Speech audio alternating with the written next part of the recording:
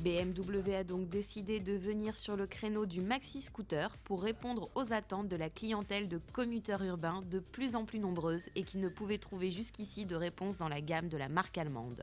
Pour cela, BMW a opté pour deux modèles déclinés sur une base moteur-châssis commune. Le C600S comme sport se veut un challenger du Yamaha T-Max, star du marché, et le C650 GT, comme grand tourisme, se pose en concurrent du Suzuki Burman 650. Côté moteur, BMW a conçu ce bicylindre en ligne, mais poursuit ses accords avec Kymco, qui produit ce bloc très compact de 647 cm3 en intégrant le variateur à courroie. La transmission finale sous carter est à chaîne en bain d'huile. Le moteur développe 60 chevaux avec un couple généreux de 66 Nm à 6000 tours minute. Ce moteur résolument moderne passe déjà Euro 4 et affiche des révisions seulement tous les 20 000 km. Déception toutefois avec une sonorité très discrète et peu flatteuse. Côté châssis, BMW a opté pour un treillis tubulaire très classique avec une fourche inversée à l'avant et un amortisseur arrière placé horizontalement sur le côté gauche. Les différences entre les deux maxi-scooters se font donc sur l'habillage, les rangements et la position de conduite. Le Sport conserve un arrière fuyant très moto, une bulle réglable manuellement et une protection moindre. Le GT comprend un pare-brise électrique, une soude pour deux casques intégraux, un dosseret de selle et des marchepieds pour le passager. L'instrumentation est identique dans son contenu, seul l'habillage diffère.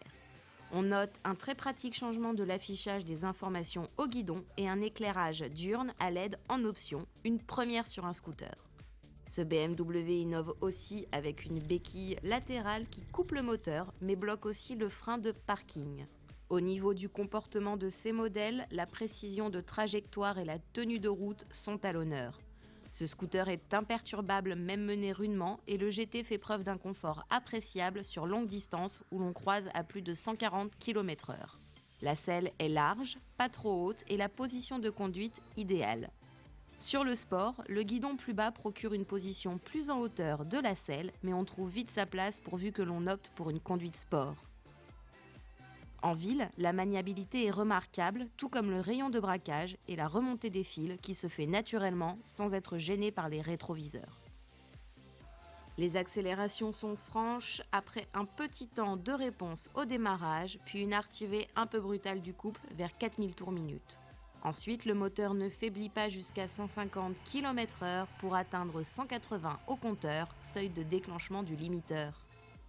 Ce bloc est assez rugueux, histoire de rappeler les Twins moto de la marque. Le freinage est à la hauteur des performances avec un double disque avant puissant doté de l'ABS. L'arrière sert juste de stabiliseur, manquant de mordant et déclenchant trop facilement son ABS. Proposé à 11 100 € pour le Sport et 11 450 € pour le GT, la paire de maxi-scooters BMW semble bien armée pour devenir le premier challenger de Yamaha sur ce marché.